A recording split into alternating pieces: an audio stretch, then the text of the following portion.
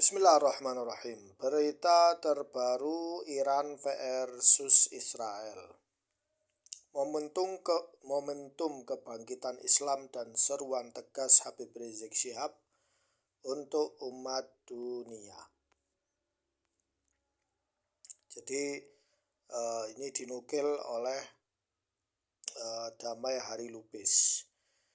Habib Rizik Syihab, salah satu ulama paling karismatik di tanah air, menyampaikan sikap tegasnya terhadap situasi geopolitik Timur Tengah, khususnya serangan balasan Iran ke Tel Aviv pada hari Ahad 22 Juni 2025. Menurut beliau, serangan tersebut bukan sekedar aksi militer dua negara, melainkan simbol perlawanan umat Islam terhadap kezaliman Zionis global. Berarti Iran ya yang dipimpin oleh Syiah itu mewakili umat Islam gitu.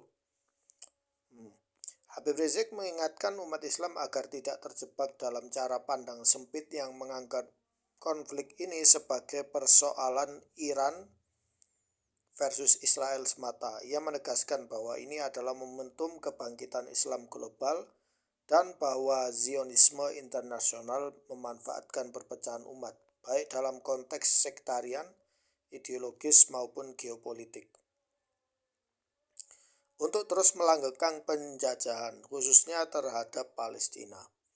Dalam pesannya, Habib Rizik dengan lantang menyatakan bahwa perdebatan tak berkesudahan soal Sunni, Syiah, Wahabi, dan sekte-sekte ya. Kok sekat-sekat ya? Sekte-sekte mazhab lainnya hanya akan memperlemah solidaritas umat. Sebaliknya, beliau menyerukan persatuan di atas tauhid, keadilan, dan solidaritas kemanusiaan lintas batas.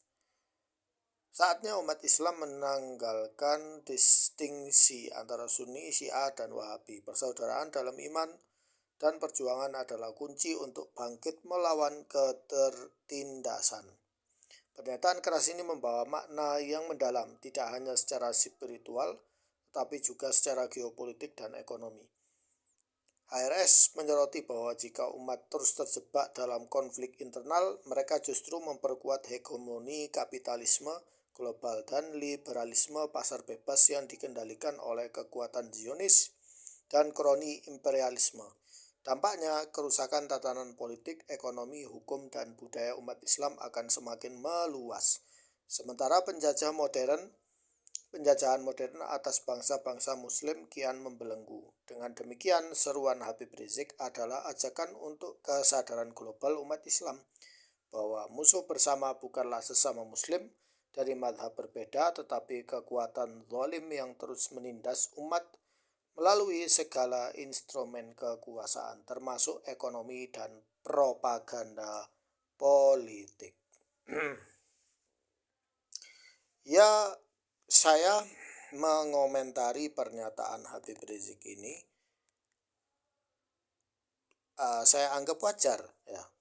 Saya anggap wajar karena Habib Rizik dia masih melihat di Iran itu ada harapan ya.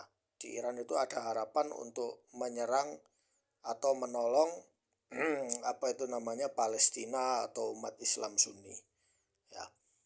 Jadi maksudnya apa ya? Jadi kita harus bersatu dengan Syiah gitu ya, masing-masing pada mazhabnya ya. Ini jadi pertanyaan ya, apakah perbedaan kita yang Sunni dengan Syiah itu perbedaan biasa-biasa aja, masalah fikih atau masalah usul ya, usuluddin. Tentu perbedaan kita dengan mereka tentang usuluddin, hal-hal yang pokok dalam agama. Sudah saya jelaskan di channel ini. Channel saya ini saya buat berdasarkan hasil penelitian saya selama bertahun-tahun dan juga berdiskusi dengan orang-orang yang negaranya terjajah seperti di Yaman, dijajah Syiah, Irak, Lebanon, ya, dan Suriah. Dan alhamdulillah Suriah sekarang sudah bebas dari tasyayyu, walaupun masih ada ya yang tinggal di perbukitan itu. Dan juga termasuk kelompok yang tobat dari Ikhwanul Muslimin. Itu mereka berkata bahwa Ikhwanul Muslimin melakukan taktik politik yang salah dan berbahaya. Namun Habib Rizik bukannya dia malah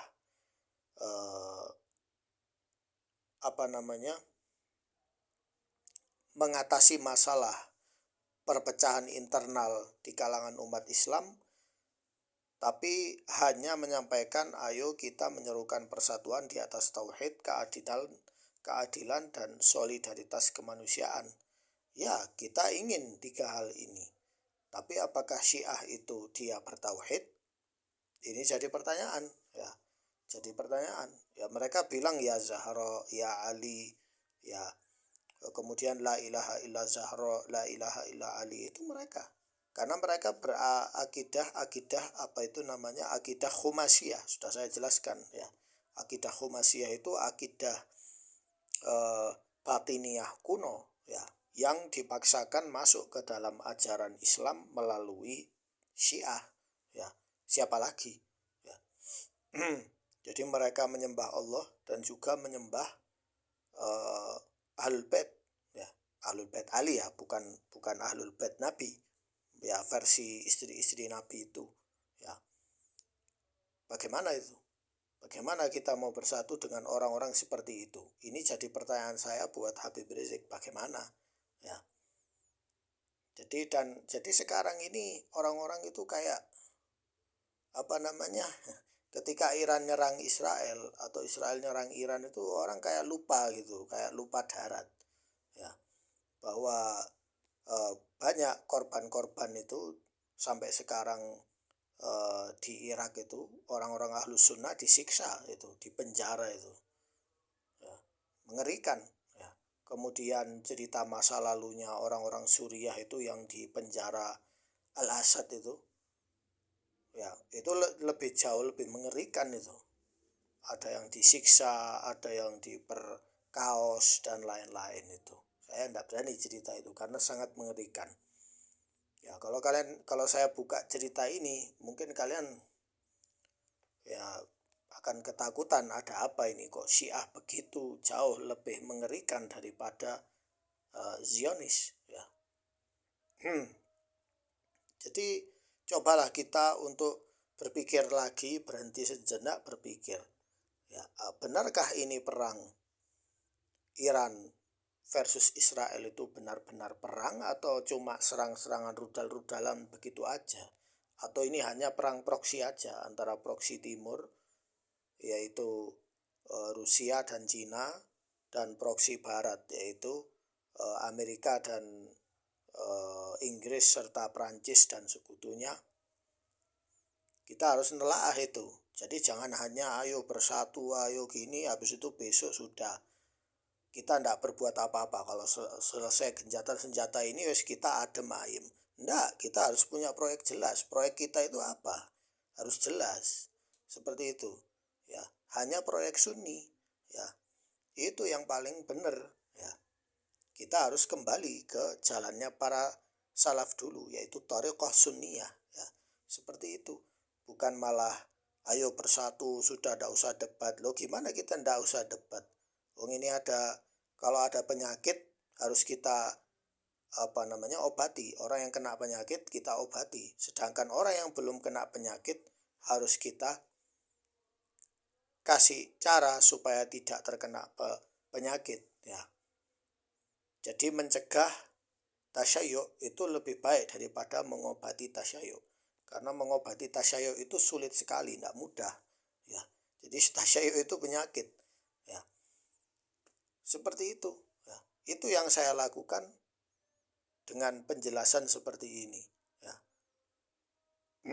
Jadi kita harus jelas proyek kita kalau kita bersatu. Kalau kita cuma bersatu hanya untuk rame-rame gitu aja, atau bersatu waktu makan bersama, atau hanya waktu meeting, hanya waktu tertentu, yaitu persatuan apa? Itu perkumpulan namanya, cuma kumpul aja bareng. Tidak seperti itu ya. Jadi kita harus jelas apa proyek kita, apa rencana kita, apa tujuan kita. Baru kita kalau sudah tahu, baru kita bisa kompak. Ya, adapun kalau kita hanya ayo bersatu tapi tidak ada yang serius, ya ya sudah, kita akan jadi korban orang-orang yang non muslim yang bersatu, ya. Cina punya proyek besar, Amerika punya proyek besar, dan mereka bersatu semua, ya, kompak. Ya, kita tidak kompak, kenapa? Karena kita tidak menolong agama Allah. Kita hanya berjalan sesuai dengan ketidakjelasan, ya, masing-masing, seperti itu. Harus kita evaluasi apa kesalahan masa lalu kita, harus kita evaluasi. Sekian, semoga bermanfaat.